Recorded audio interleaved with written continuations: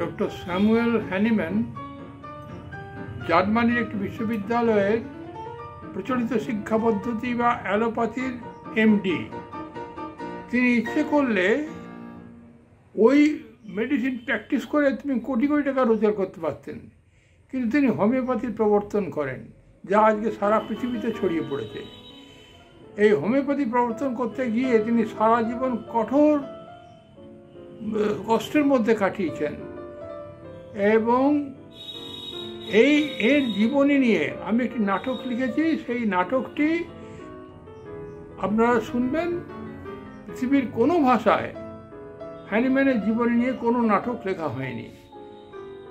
সেই নাটক শুনলেই আপনারা বুঝতে পারবেন সারা জীবনে কত কষ্ট পেয়েছেন। জীবনের শেষ প্রান্তে এসে উনি যখন ফ্রান্সে প্যারিসে চলে গেলেন, তখন ওনার স্ত্রী ছিল প্যারিসেরই মিলেনি, এবং সেখানে তিনি শেষ জীবন ওর প্রসারও জমে ওঠে এবং উনি সুখের মুখ দেখতে পেয়েছিলেন কিছুদিনের জন্য।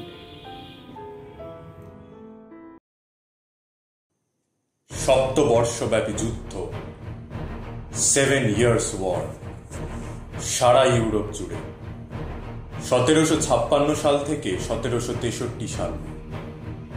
আজকে যে মানুষটির কথা বলতে বসেছি তার জন্ম এই যুদ্ধ শুরু হওয়ার ঠিক 1 বছর আগে, অর্থাৎ 1755 সালে। এই সপ্তবর্ষব্যাপী যুদ্ধ যেন সেই মানুষটির জীবনের দ্যোতক হয়ে উঠেছিল।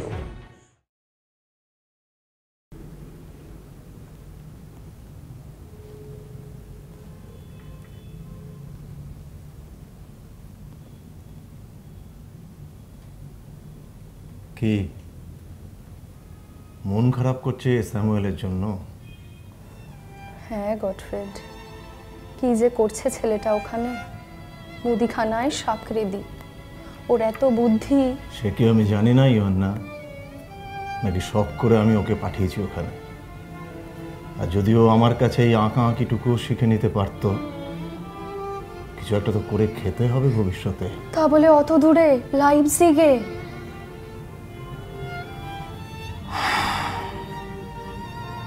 আর যদি আমার পোর্সেলেনের ফ্যাক্টরিটা থাকতো, তাহলে কি আর আমাদের ছেলেকে লাইপজিগে পাঠাতে হতোই না?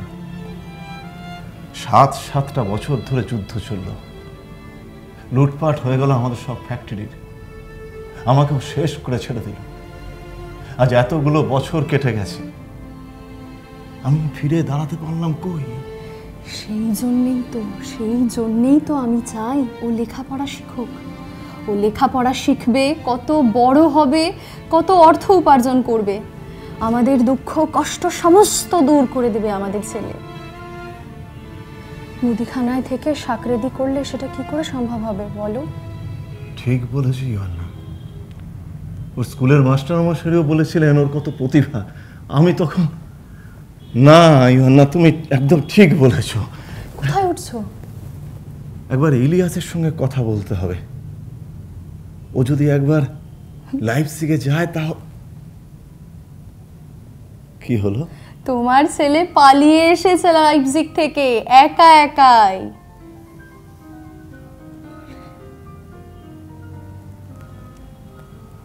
ও Samuel! Samuel Hahnemann, Christian Friedrich Samuel Hahnemann. Homoeopathy শব্দটা তিনি প্রথম ব্যবহার করেন indications of the homoeopathic employment of medicines in ordinary practice নামক একটি প্রবন্ধে, যেটি প্রকাশিত হয়েছিল 1807 সালে হিউফ্লেন্স জার্নালে। যদিও অবশ্য এই চিকিৎসা পদ্ধতির কথা হ্যানিম্যান প্রথম লেখেন 1796 সালে essay on a new principle for ascertaining the curative powers of drugs নামক একটি প্রবন্ধে। স্যামুয়েল হ্যানিম্যানের সারা জীবনের লড়াই ছিল সেকালের আসরিক চিকিৎসা পদ্ধতির বিরুদ্ধে। আসরিক চিকিৎসা পদ্ধতি সে কীরকম আসুন দেখে নেওয়া যাক। 1779 সাল। স্যামুয়েল হ্যানিম্যান তখন আর্লেনজেন বিশ্ববিদ্যালয়ে ডাক্তারি পড়বার শেষ পর্যায়ে। দেখো ভাই, এই যে রক্তমক্ষণ ব্যাপারটা, এটা আমি মন থেকে মেনে নিতে পারি না। এ তো আসরিক চিকিৎসা পদ্ধতি। মানছি, কিন্তু বিকল্প কি আছে? বিকল্পের প্রশ্ন আসে কোথা থেকে? শরীরে রোগ আশ্রয় করেছে মানেই রক্ত দূষিত হয়ে পড়েছে, আর সেই দূষিত রক্ত সারা শরীরে ছুটে বেড়াচ্ছে মানে বুঝতে পারছো? তাহলে সেই দূষিত রক্ত বের করে নিয়ে ভালো ভালো খাবার দাবার আর ওষুধ দেওয়া ছাড়া আর সহজতম পদ্ধতি কি আছে? না না, ওসব তোমাদের ভুল ভাবনা। দেখো, তুমি বলছো বটে, কিন্তু এই সেদিন যে রোগী মারা গেল, রক্ত বের করে নেওয়ার জন্যই তো মারা গেল। রক্ত বের করে নেওয়ার জন্য মারা যাননি মোটেই। বয়স্ক মানুষ, তার উপর কতদিন ধরে জ্বরে ভুগছিলেন বলো তো? কত লোক এই চিকিৎসা পদ্ধতিতে সুস্থ হয়ে বাড়ি ফিরে যাচ্ছেন, কই সেটা তো বলছো না। আরে আরে আরে, ধরুন ধরুন ধরুন ধরুন, ওদিকে ওদিকে যান, বসুন বসুন বসুন বসুন বসুন, আস্তে, সাবধানে সাবধানে সাবধানে। দেখি দেখি, রিপোর্টগুলো আমাকে দিন, রিপোর্টগুলো আমার হাতে দিন। আপনি একটা ইঞ্জেকশন রেডি করুন। হ্যাঁ, ওদিকে পার্ট একটু দেখো, তুমি না এটা দেখো তো, পালসটা চেক করো তো।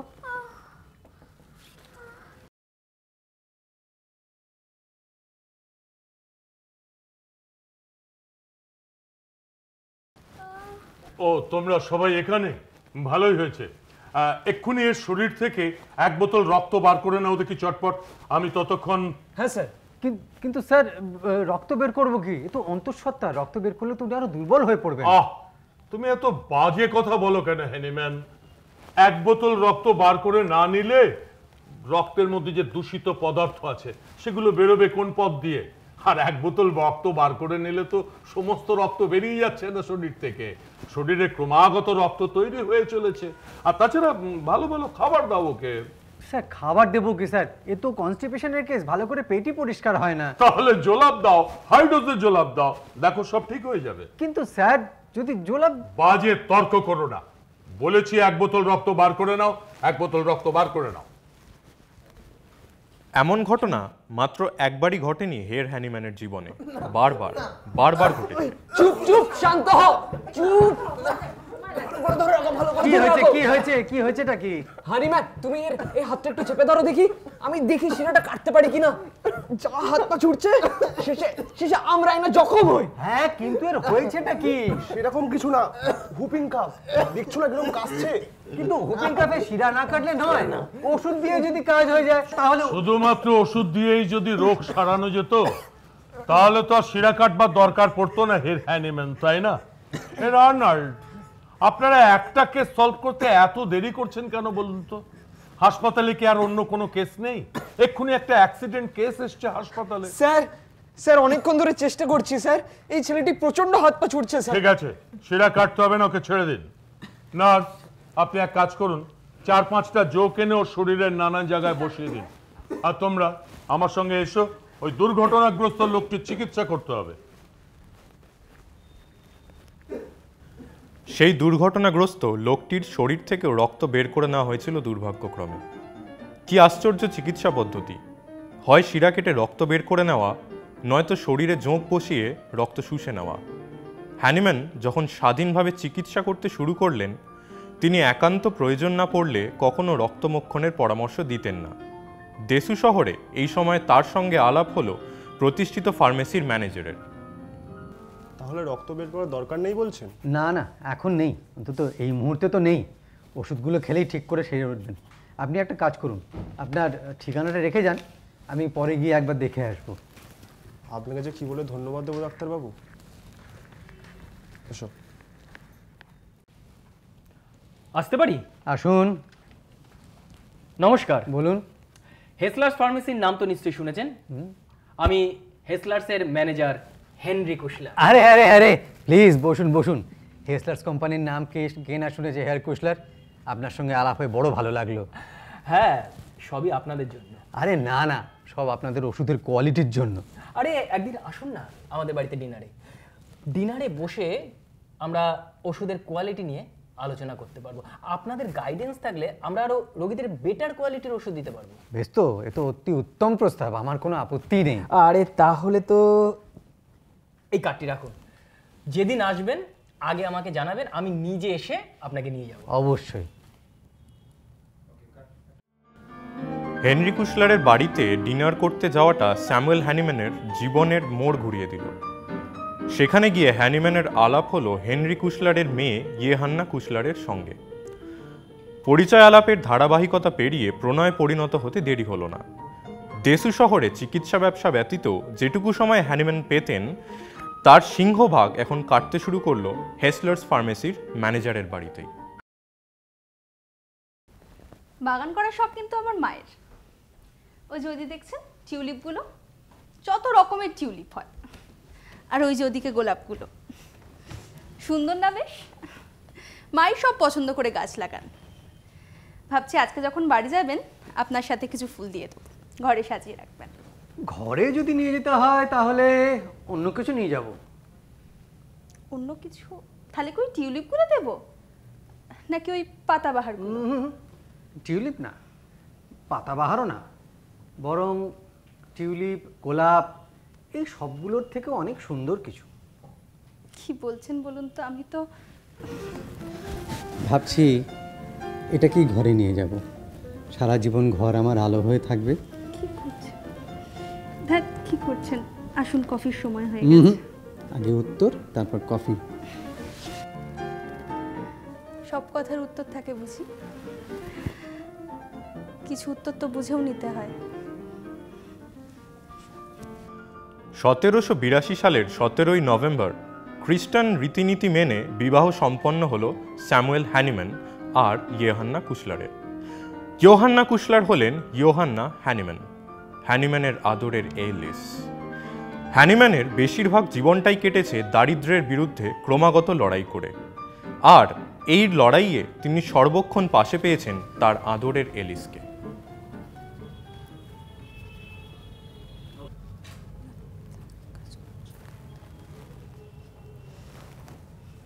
এলিস, কিছু বলবে? না থাক, তুমি কাজ করছো। হ্যাঁ এলিস, বেশ বড় কাজ এটা। খোদ পাবলিশারের অনুরোধ, ডক্টর উইলিয়াম কালেনের ট্রিটিজ অন ম্যাটেরিয়া মেডিকা বইটার ইংরাজি থেকে জার্মান অনুবাদ করছি আমি। আসলে বাড়িতে জামা কাপড় কাচার সাবান নেই একটু।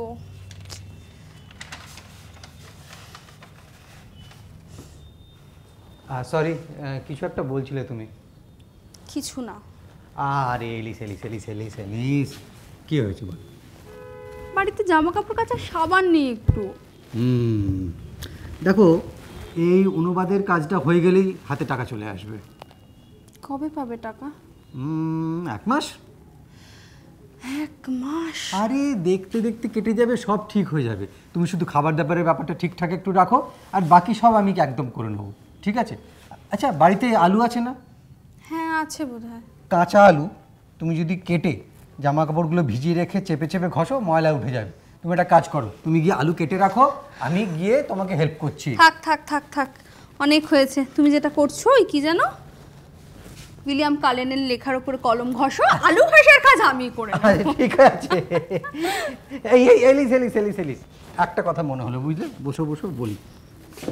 এই বইটা পড়তে পড়তে, বুঝলে, এই বইটাতে না নানা রকম গাছের গুণাগুণ সব বর্ণনা করা আছে।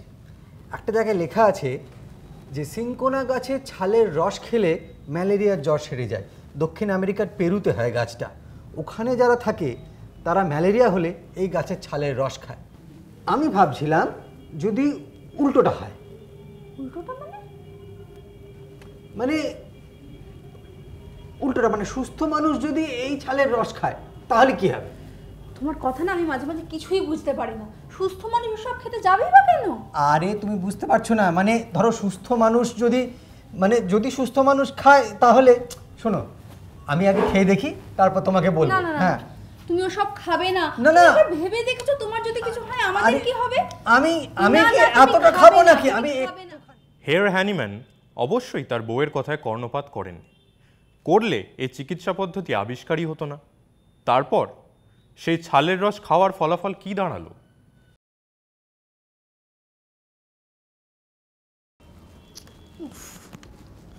মানুষটাকে নিয়ে আর পারি না।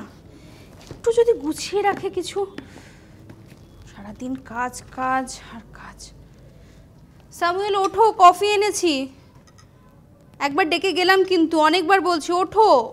কি যে করো, ওঠো, একসাথে কফি খাবো তো। স্যামুয়েল, স্যামুয়েল কি গা তো একবারে জ্বরে পুড়ে যাচ্ছে। এলিস, আরে ওঠো না ওঠো না, তুমি শো। সারা রাত কাজ করে শেষমেশ জ্বর বাঁধালে তুমি। ওহো, এই জ্বর সে জ্বর সে নয়। যে জ্বরই হোক তোমার ওঠা চলবে না, এখন তুমি শো। আরে শোনো শোনো শোনো শোনো, আমার কথাটা শোনো। ওই যে তোমাকে বলেছিলাম যে সিনকোনা গাছের ছালের রসের যে কথাটা, হ্যাঁ, সেই ছালের রস আমি রোজ অল্প অল্প করে খাচ্ছি। হ্যাঁ নয়, হ্যাঁ, তুমি বুঝতে পারছো না? আমার এই পরীক্ষা, এই এক্সপেরিমেন্ট, এটা চিকিৎসা জগতে একটা নতুন দিগন্ত খুলে দেবে। সিমিলিয়াস সিবিলিবাস, অর্থাৎ সমে সমে। সমে সমে কি যে বলো উল্টোপাল্টা, তোমার কথা আমি কিছুই বুঝতে পারি না। চুপ করে শো তো এখানে এসে তুমি। আহা, শোনোই না ছাই পুরোটা। সমে সমে মানে ধরো এখন চিকিৎসা পদ্ধতিতে কি হয়, ধরো কারো কনস্টিপেশন হয়েছে, তাকে দেওয়া হচ্ছে ল্যাক্সেটিভ। এইটাকে বলে কন্ট্রারিয়া কন্ট্রারিস, মানে বিপরীত ধর্মী ওষুধ দেওয়া। আর আমার তত্ত্ব হচ্ছে ঠিক ওর উল্টো। মানে যেমন ধরো এই সিঙ্কোনা গাছের ছালের রস আমি খেলাম, আমার জ্বর চলে এলো। আবার যার জ্বর এসছে তাকে এই ছালের রস খাওয়ালে সে সুস্থ হয়ে যাবে। সমান সমান সমধর্মী ওষুধ, সমে সমে। সামুয়েল, তুমি যে পুরো উল্টো কথা বলছো, বাকি ডাক্তাররা তো তোমায় ছেড়ে কথা বলবে না। সেই কথাটা ভেবে দেখেছো একবার? ভেবে দেখেছি এলিস। আমি জানি পথ আমার সহজ নয়, বরং কাঁটা বিছানো। দেখো এলিস, আমি কোনোদিন খারাপ ছাত্র ছিলাম না। আমি যদি চাইতাম তাহলে এই পদ্ধতিতে চিকিৎসা করে কোটি কোটি টাকা উপার্জন করতে পারতাম। কিন্তু যেটাকে সত্য বলে জেনেছি সেটাকে আমি ত্যাগ করব কি করে এলিস? জানি না, তবে আমার কিন্তু সব ব্যাপারটা ঠিক লাগছে না। কিচ্ছু ভেবে না এলিস, সব ঠিক হয়ে যাবে, সব ঠিক হয়ে যাবে। সারা জীবনে অনেক বদনাম কুড়িয়েছেন হ্যানিম্যান। বদনাম, দুর্নাম, চাকরি না পাওয়া বা চাকরি পেলেও প্রমোশন না পাওয়া, সারা জীবন ধরেই। তার সঙ্গে চলেছে লেখালেখি, অনুবাদ, প্রচুর প্রচুর, আর ঘোরাঘুরি। থিতু হয়ে বসেননি কোথাও। কখনো রোজগারের টানে দৌড়েছেন, কখনো বা মন টেকেনি বলে এক শহর থেকে অপর শহরে চলে গেছেন। আবার আর্থিক অনটনে পড়েও কখনো কখনো চলে যেতে হয়েছে গ্রামের দিকে। তোমাকে মোসিও ল্যাভয়েসিয়ের কথা বলেছিলাম, মনে আছে তো? সেই যে ড্রেসডেনে যার সঙ্গে আলাপ হয়েছিল কিছুদিন আগে, উনি আমাকে একটা চিঠি লিখেছিলেন আমার কিছু মতামত জানতে চাইতে। তো সেই যে ওয়াইন টেস্টের একটা পদ্ধতি আমি বের করেছিলাম না, মনে আছে তোমার? তা মনে থাকবে না? কি ভাবো বলো তো তুমি আমার। তো হ্যাঁ, আমি অনেক একটা চিঠি লিখেছি, বুঝলে? আচ্ছা দাঁড়াও, তোমাকে আমি চিঠিটা পড়ে শোনাই। মোসিও লাভয়েসি, আশা করি সব কিছু কুশল আপনার। দাঁড়াও আমি দেখছি।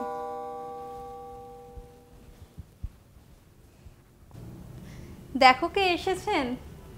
আরে হের গুন্টার, আসুন আসুন। হের হ্যানিম্যান, একটা দুঃসংবাদ বহন করে এনেছি আপনার জন্য। দুঃসংবাদ? ফরাসি বিপ্লবীরা মসিও লেভিওসিওকে গিলোটিনে হত্যা করেছে।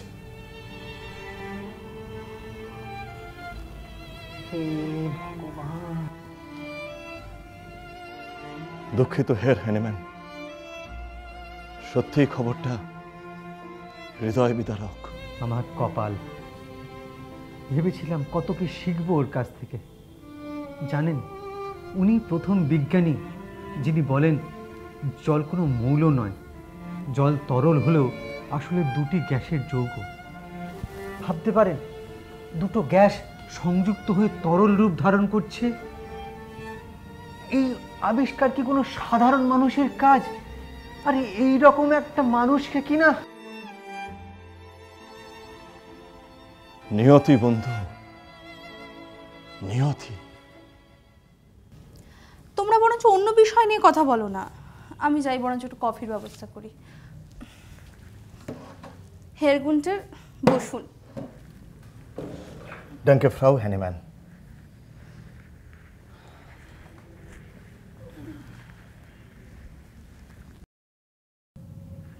সেই ড্রেসডেন থেকে চলে আসার পর এই প্রথম আমাদের মধ্যে আবার সাক্ষাৎ হলো, বলুন।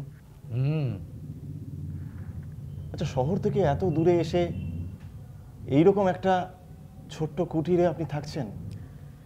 কি করব হেয়ার গুন্টার, ড্রেসডেনের বাড়ি ভাড়াটা টানতে পারলাম না। কিন্তু শহরে গিয়ে প্র্যাকটিস করা তো বেশ সমস্যার ব্যাপার।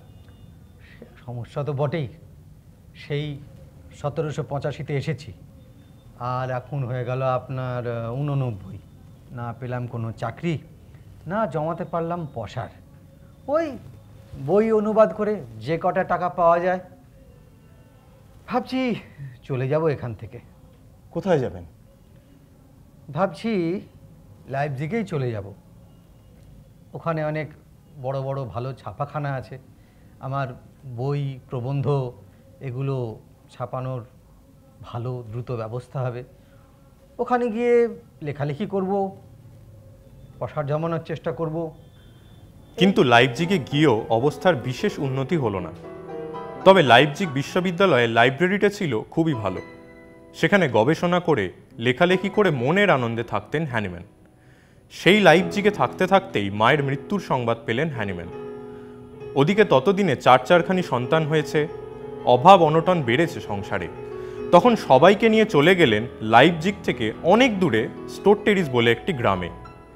সেখানে একটা সময় অবস্থা এমন দাঁড়ালো যে একটা গোটা রুটি কপালে জুটত না কারো। তারপর অবস্থার কিছুটা পরিবর্তন হলো গোথায় গিয়ে। ঠিক গোথা নয় অবশ্য, গোথা থেকে বেশ খানিকটা দূরে জিওরজেনথাল নামে একটা গ্রামে। একটা পাগলাগারদের দায়িত্ব পেয়েছিলেন হ্যানিম্যান। বিশাল কোয়ার্টার, বাগান, ডিউক আর্নেস্টের ক্যাসেলের একটা অংশ জুড়ে ছিল পাগলাগারদ, আর অন্যদিকে একটা বড় অংশ জুড়ে থাকতেন হ্যানিম্যান পরিবারের সবাইকে নিয়ে। তবে রোগী সেখানে তখন ছিলেন মাত্র একজনই, প্রাক্তন পুলিশ মন্ত্রী ও হ্যানোভারের চ্যান্সেলরের সচিব লোকেন। কি করছেন কি? থামুন, থামুন বলছি। কিন্তু স্যার, কোনো কথা শুনতে চাই না। উনি কি পৌঁছন নাকি? একজন অসুস্থ মানুষকে এভাবে? ছি, খুলে দিন, শিগগিরই খুলে দিন ওকে। কিন্তু স্যার, এখানে তো মারাই নিয়ম, না মারলে তো ওদের রোগ আরো বেড়ে যায়। আর খুলে দিলে যদি ওরা তেড়ে এসে আছড়ে কামড়ে দেয়? আমি কোনো কথা শুনতে চাই না। খুলে দিতে বলেছি, খুলে দিন। ভুলে যাবেন না এখন এখানকার দায়িত্বে আমি রয়েছি। খুলে দিন, খুলুন।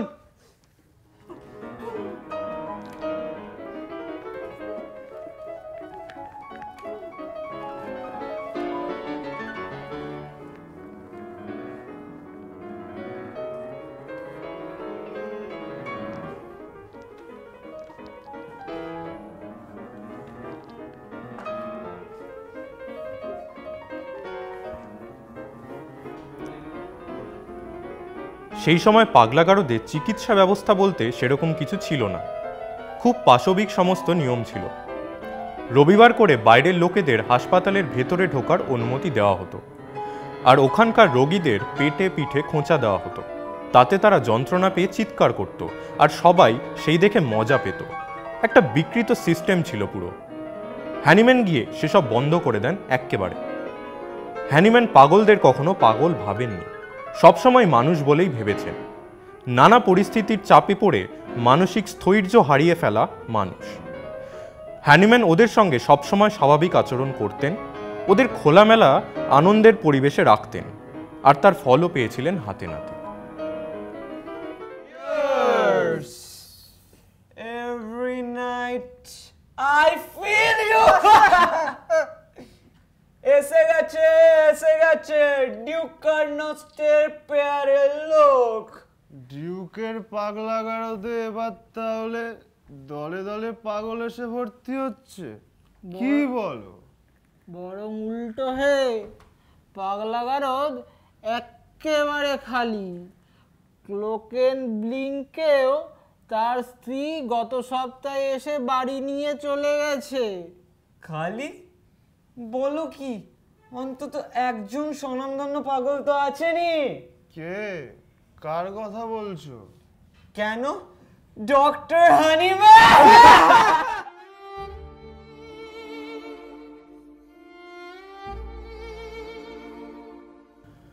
1794 সালে সপরিবারে ঘোড়ার গাড়িতে চড়ে মলসচেলবেন থেকে পিরমন্ট যাবার পথে একটি পথ দুর্ঘটনায় প্রাণ হারান হ্যানিম্যান ও এলিসের কনিষ্ঠতম সন্তান 3 মাসের আর্নেস্ট। আমারে ঘর বহু যতন করে ধুতে হবে, মুছতে হবে মোরে। আমারে যে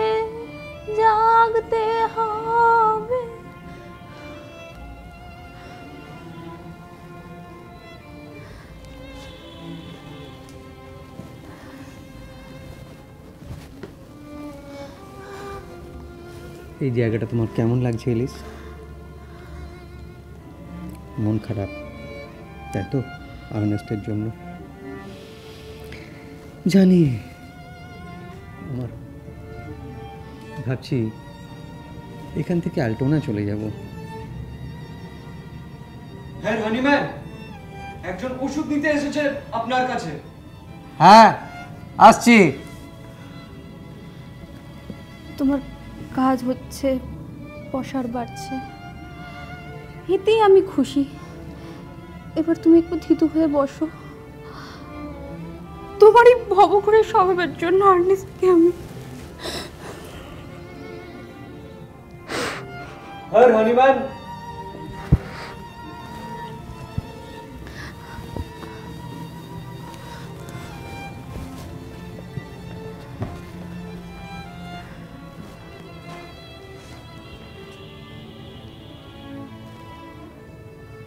নিয়তি যাকে তাড়িয়ে নিয়ে বেড়ায় সে কি কখনো এক জায়গায় স্থির থাকতে পারে? পিরমান্ট থেকে অ্যাল্টোনা, সেখান থেকে টর্গ, টর্গ থেকে আবার লাইপজিগ। এই লাইপজিগেই স্থানীয় ওষুধ ব্যবসায়ীরা হ্যানিম্যানের বিরুদ্ধে মামলা ফেঁদে বসল। বিচারকের রায় প্রাথমিকভাবে হ্যানিম্যানের বিরুদ্ধে গেলেও স্কোয়ারজেনবার্গের রাজা কার্লের অনুরোধে স্যাক্সনির রাজা ফ্রেডরিকের হস্তক্ষেপে তা নাকচ হয়ে যায়। সে যাত্রা হোমিওপ্যাথি বেঁচে গেলেও তা মাত্র কিছুদিনের জন্যই। 1820 সালের 15ই অক্টোবর রাজা কার্ল মারা গেলে কোর্টের আদেশ আবার কার্যকর হয়ে ওঠে। শুনুন শুনুন শুনুন, জনতাকে তোর দ্বারা জানানো হইতেছে যে ডক্টর হানিম্যানের দুই সহযোগী ডাক্তার ডক্টর ফ্রান্স এবং ডক্টর হুনবার্গের ডাক্তারখানা হইতে সমস্ত হোমিওপ্যাথি ওষুধ লাইপজিগ কোর্টের আদেশে বাজেয়াপ্ত করা হলো। এই সমস্ত ওষুধ সেন্ট পলস নামক চার্চের সামনের মাঠে সমাধিস্থ করা হবে। শুনুন শুনুন শুনুন, এতদ দ্বারা সর্বসাধারণকে জানানো হইতেছে যে শুনুন শুনুন শুনুন। ওহ, বেটাদের উৎসাহ দেখেছো? যেন ওষুধ নয়, কোনো জ্যান্ত ডাইনকে কবর দিচ্ছে। হ্যাঁ, হোমিওপ্যাথির কবর হয়ে গেল তাহলে। তবে ভুলে যেও না, ডক্টর হ্যানিম্যান কিন্তু এখনো বেঁচে আছেন। চলো আমরা সবাই মিলে বরং ডক্টর লিডনারের কাছে যাই, উনি নিশ্চয়ই কোনো একটা উপায় বার করবেন। তাই চলো। তাই চলো।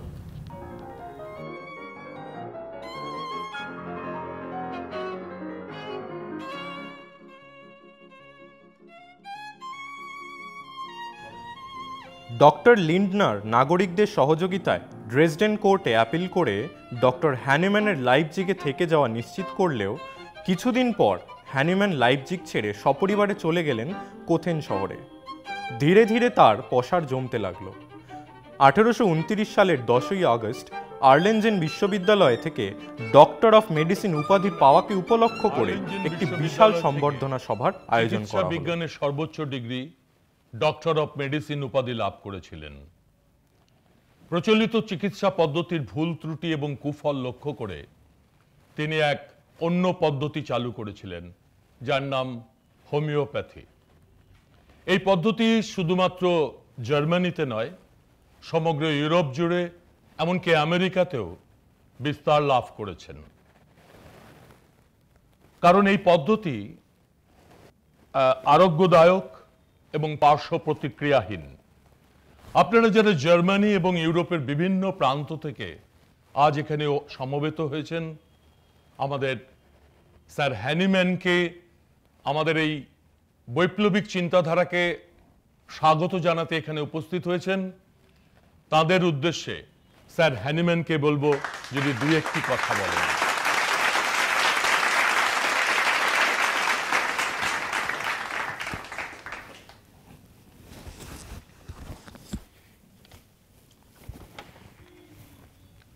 ধন্যবাদ ব্যারন গেজডফ, ধন্যবাদ সম্ভবত ভদ্র মহোদয় ও ভদ্র মহোদয়া যারা আজ এখানে উপস্থিত হয়েছেন।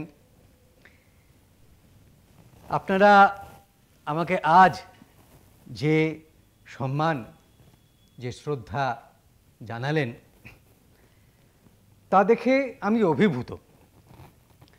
আমি জানি না এই শ্রদ্ধা পাওয়ার আমি কতখানি যোগ্য, চিকিৎসা বিজ্ঞান সাধনায় আমি যা সত্য বলে জেনেছি তাই প্রচার করার চেষ্টা করেছি। অনেক বাধা বিঘ্ন, অনেক অপমান, লাঞ্ছনা সহ্য করেছি, কিন্তু সত্যের পথ থেকে সরে আসিনি।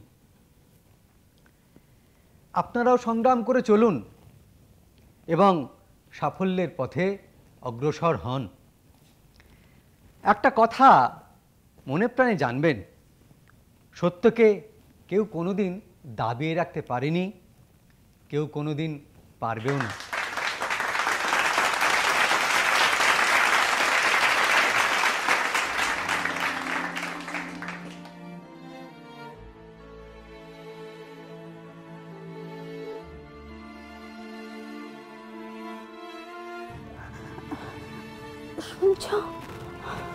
এলিস, এলিস, কি হচ্ছে? কি কষ্ট হচ্ছে এলিস? লুই, শার্লট, আমার ওষুধের বাক্সটা। Alice, Alice, Alice. মা, 48 বছর, 48 বছর।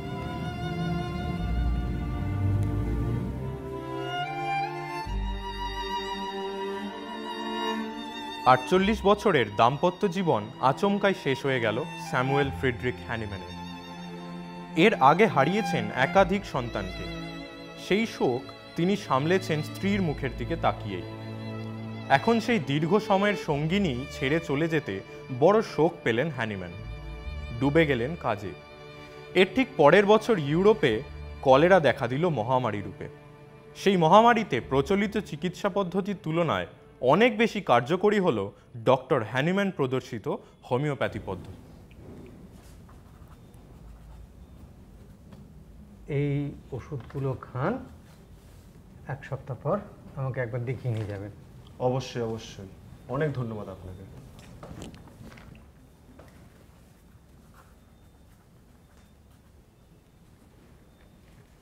আসতে পারি? আসতে পারি? হ্যাঁ হ্যাঁ হ্যাঁ, আসুন আসুন আসুন, প্লিজ প্লিজ বসুন।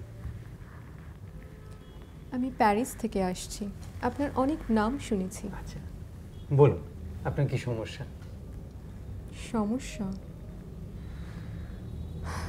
সমস্যাটা যে ঠিক কী তা আমি বলে বোঝাতে পারবো না।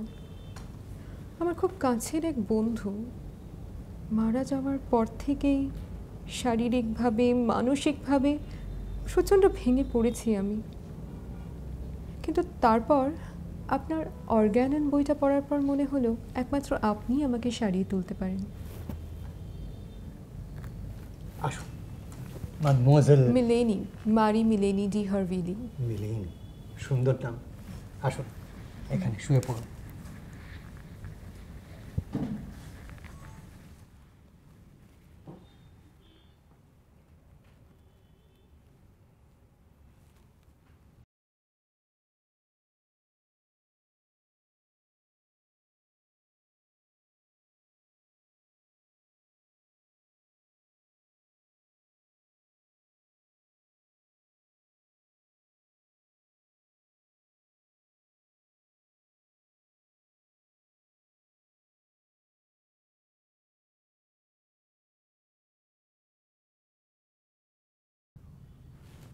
আসুন, উঠে আসুন।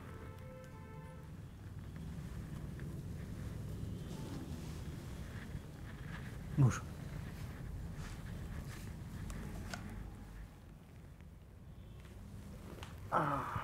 প্যারিস থেকে আসছেন বললেন, তো এখানে কতদিন থাকতে পারবেন? আজীবন। হ্যাঁ, আপনি যতদিন বলবেন। আমি কাছেই একটা বাড়ি ভাড়া নিয়েছি। আচ্ছা আচ্ছা আচ্ছা, একটা কথা জিজ্ঞাসা করব? হ্যাঁ হ্যাঁ, বলুন না। কাল যদি আমার ওখানে ডিনার করেন, আসলে আপনার অর্গ্যানন বইটা নিয়ে আমার কিছু জিজ্ঞাসা ছিল আর কি, যদি কিছু মনে না করেন। না না, মনে করার তো কোনো প্রশ্নই ওঠে না। আমার প্রিয় বিষয় নিয়ে আলোচনা, আমার কোনো আপত্তি নেই।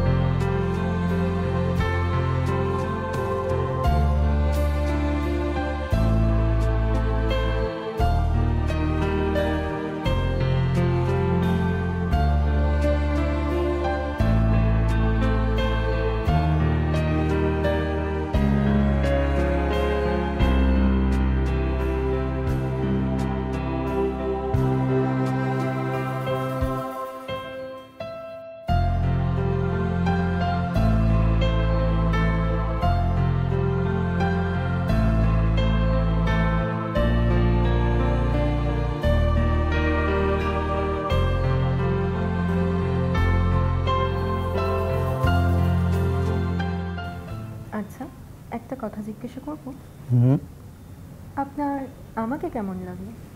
ভালোই লাগে। তোমার মতো একজন গুণী মানুষ, একজন চিত্রশিল্পী, সঙ্গীত শিল্পী, তার উপর অ্যানাটমি আর ফিজিওলজি নিয়ে তোমার জ্ঞান, হোমিওপ্যাথি নিয়ে তোমার আগ্রহ, তোমার সঙ্গে কথা বলে বড় শান্তি পাই মিলেনি। ব্যাস মাত্র এইটুকুই? আর আর তুমি সুন্দরী, সুকেশী, সুবেশী, বুদ্ধিমতী, স্মার্ট। না না, অতটাও নয়। আচ্ছা, আপনি তো আমাকে জিজ্ঞেস করলেন না আমার আপনাকে কেমন লাগে? কেমন আবার লাগবে? আমি অশীতিপর বৃদ্ধ, জীবনের সায়ান নিয়ে দাঁড়িয়ে রয়েছি, আর তুমি মধ্যাহ্ন সূর্যের মতো দীপ্তিময়ী, প্রাণ চঞ্চল। যদি বলি আমি আমার মধ্যাহ্ন সূর্যের আলো দিয়ে আপনার জীবন আলোকিত করে তুলতে চাই? মিলেনি। কি বলছো ভেবে বলছো? আমার 80 বছর বয়স আর তোমার মাত্র 30। ও স্যামুয়েল, আমার বয়স তো কখনো আমাকে ভালোবাসার জন্য তোমার কাছে বাধা হয়ে দাঁড়ায়নি। তোমায় ভালোবাসি সে কথা কি বলেছি কখনো? মুখে বলনি ঠিকই, কিন্তু চোখের ভাষাকে কি আটকাতে পেরেছো কখনো? তোমার অন্তরের নীরবতায় কি তোমার চোখে মুখর হয়ে ওঠেনি? আমার জন্য তোমার হৃদয় কখনো উন্মুখ হয়ে ওঠেনি? বলো স্যামুয়েল। হয়েছে, স্বীকার করছি, কিন্তু পরিণতির ভয় চুপ করে থেকেছি। পরিণতির ভয় আমি করিনি, আমি তোমাকে বিয়ে করতে চাই স্যামুয়েল।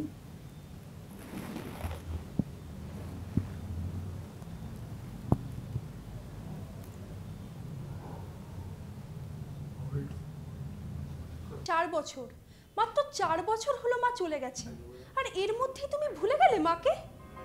যদিও ব্যাপারটা এত সহজেই হ্যানিম্যানের দুই মেয়ে মেনে নিতে পারেনি, তারা তীব্রভাবেই প্রতিবাদ জানায় এই বিবাহের। না, বলতে দাও আমাকে, যে মা টানা 48 বছর ধরে শত নিষ্ঠা, সততা, ভালোবাসা দিয়ে তোমার সেবা করেছেন, যে মা আমাদের এতগুলো ভাই বোনকে এত কষ্ট করে মানুষ করেছেন, জামা কাপড় সেলাই করে সংসার চালিয়েছেন, তোমার ভবগুড়ে স্বভাবের জন্য কতবার কত জায়গায় সংসার পেতেছে আর তুলেছে, তোমাকে কষ্টের টেরটুকু পর্যন্ত পেতে দেননি। তোমার লেখায়, তোমার গবেষণায় তোমাকে প্রেরণা দিয়েছে, সমস্ত দুঃখে কষ্টে তোমার সাথে থেকেছে, তোমার গায়ে আঁচটুকু পর্যন্ত লাগতে দেয়নি, সে তাকে তুমি এত সহজে ভুলে গেলে বাবা?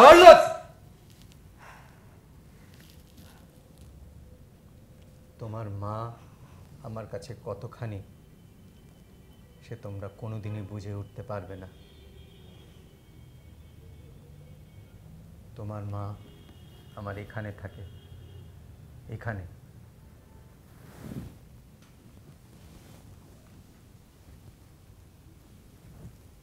তুমি কি ভেবেছ তোমাদের মাকে ভুলে গেছি বলে আমি মিলেনিকে বিয়ে করছি? না, তোমাদের মা চলে যাওয়ার পর আমার যে একাকিত্ব, তাতে তার সমস্ত গুণ দিয়ে, ভালোবাসা দিয়ে প্রলেপ দিয়েছে মিলেনি। এই বিয়ে কেবলমাত্র দুজন ব্যক্তি মানুষের বিয়ে নয়, একটা আদর্শের বিয়ে। হোমিওপ্যাথিকে আরো অনেক অনেক এগিয়ে নিয়ে যাওয়ার একটা বিশাল আয়োজন। কিন্তু বাস, এই নিয়ে আর একটা কথাও শুনতে চাই না আমি।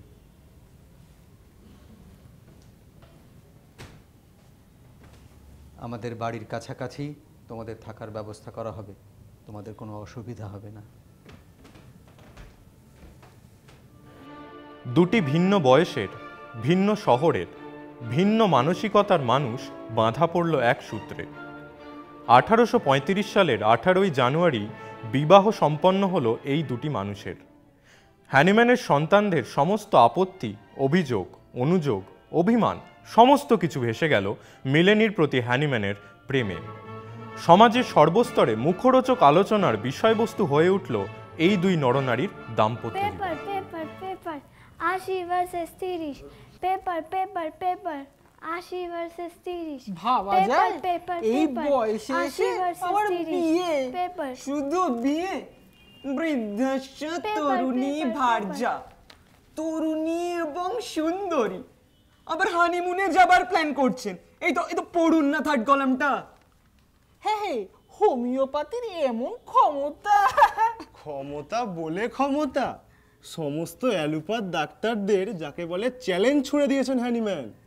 যদি ফিরে পেতে চাও যৌবনের উন্মাদনা, তবে ছুঁড়ে ফেলো অ্যালোপ্যাথি, হোমিওপ্যাথির শরণ নাও, ফিরে পাও নব যৌবন। অর্থাৎ সব অ্যালোপ্যাথি ডাক্তাররা এবার ল্যাচ কেটে হোমিওপ্যাথির দলে নাম লেখাবে, কি বলো? দেখো ভাই, লেজ কাটলে যদি এমন সুন্দরী কচি বউ পাওয়া যায়, আমি তো তবে লেজ কাটাদের দলে সবার আগেই নাম লেখাই। অসহ্য, আর কি কোনো খবর নেই? ওরা এবার কি করবে বলো? আমার উপর ওদের যে রাগ, খুব ওদের চিকিৎসা পদ্ধতি, ওদের ওষুধের ব্যবসা সবই তো মার খেয়েছে আমার হোমিওপ্যাথির কারণে। কি আশ্চর্য, আমরা যেন বিয়েটা করে কোনো অন্যায় করে ফেলেছি। এইভাবে ব্যক্তিগত আক্রমণ, আমি এর প্রতিবাদ জানাবো স্যামুয়েল। ও মিলেনি, শান্ত হো সুইটহার্ট। প্রতিবাদ জানালে ওরা আরো পেয়ে বসবে, বরং বোবার শত্রু নেই। না, আমি তোমার মতো অত সহনশীল হতে পারবো না। অর্থাৎ ওরা যেমনভাবে তোমাকে চালাতে চায় তুমি তেমন ভাবেই চলবে, তাই তো? মানে ওরা তো চায় আমরা প্রতিবাদ করি, তাহলেই তো আরো অনেক মুখরোচক গল্পের মশলা পায় ওরা।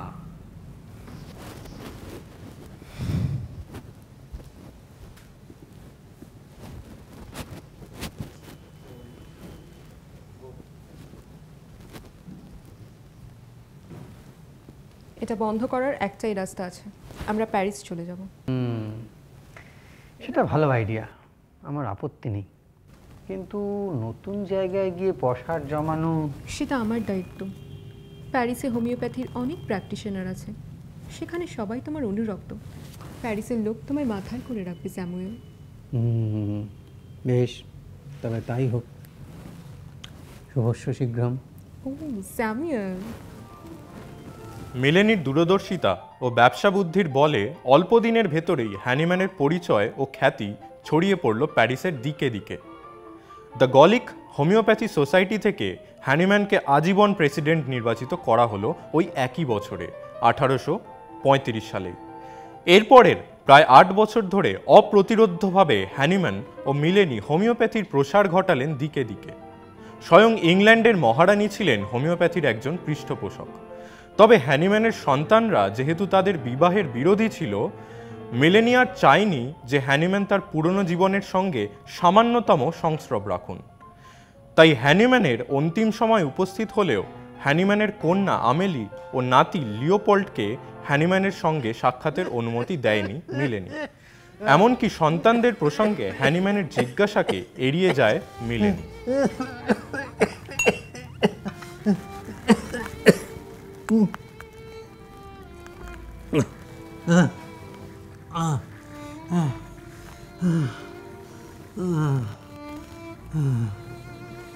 লুই, আমেলি, শার্লট এদের একটা চিঠি লিখে আমার কথাটা জানিয়ে দিও।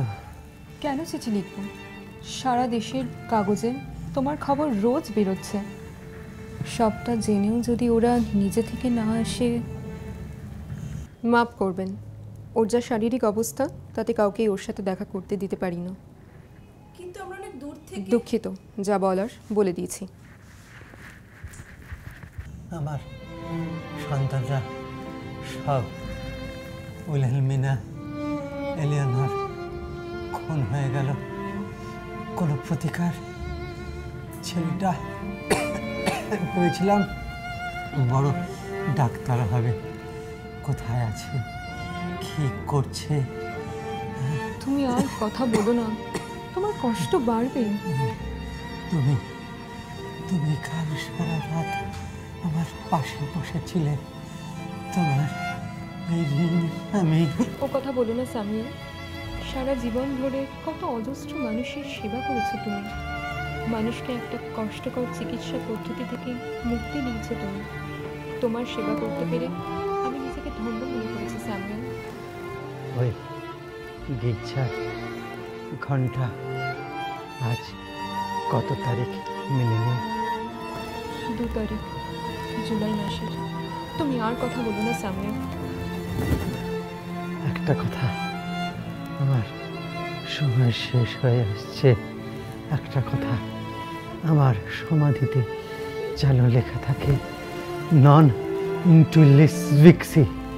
আমার জীবন বৃথা যায়নি, বৃথা যায়নি। আমার জীবন বৃথা। স্যামুয়েল!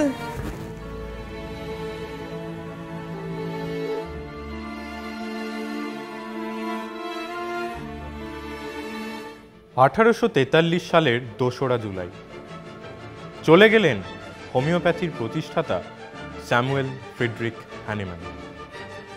11ই জুলাই মমার্তে সেমেট্রিতে তার মরদেহ সমাধিস্থ করা হয়। অনেক পরে 1898 সালের 24শে জুলাই তার দেহাবশেষ সাধারণের সমাধিক্ষেত্র থেকে বের করে প্যারিসের অভিজাত সমাধিক্ষেত্র পিয়ের লাচাইসে সাড়ম্বরে পুনরায় সমাধিস্থ করা হয়। ওই অনুষ্ঠানে অংশগ্রহণ করতে পৃথিবীর বিভিন্ন দেশ থেকে উপস্থিত ছিলেন চিকিৎসক প্রতিনিধিরা। এছাড়া উপস্থিত ছিলেন বহু বিশিষ্ট মানুষ ও সাধারণ মানুষ। পরে 1900 খ্রিস্টাব্দের 21শে জুলাই একটা 14 ফুট উঁচু স্মৃতিসৌধ স্থাপন করা হয়। আজও পৃথিবীর দেশে দেশে ঘরে ঘরে তার প্রবর্তিত চিকিৎসা পদ্ধতির জন্য স্মরণ করা হয় স্যামুয়েল ফ্রিডরিক হ্যানিম্যানের নাম।